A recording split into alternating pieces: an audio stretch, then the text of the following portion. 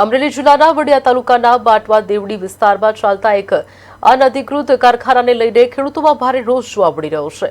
માહિતી મુજબ બાટવા દેવડી ગામના વાવડી સીમ વિસ્તારમાં ટાયર બાળીને ઓઇલ બનાવવાનું કારખાનું ધમધમતું હોવાની રજૂઆત કરવામાં આવી। આ મુદ્દે સ્થાનિક ખેડૂતો મામલતદાર કચેરીએ પહોંચી પોતાની ફરિયાદ નોંધાવી હતી। ખેડૂતોનો આક્ષેપ છે કે કારખાનામાં ટાયર બાળવાથી ઝેરી ધુમાડો ફેલાઈ રહ્યો છે, જેના કારણે હવામાં પ્રદૂષણ વધી રહ્યું છે। સાથે જ આ પ્રદૂષણના કારણે ખેતીની જમીન અને પાણી પણ દૂષિત થઈ રહ્યું હોવાની ચિંતા વ્યક્ત કરવામાં આવી। આ પરિસ્થિતિને લઈને ખેડૂતોમાં ચિંતા અને આક્રોશ જોવા મળી રહ્યો છે।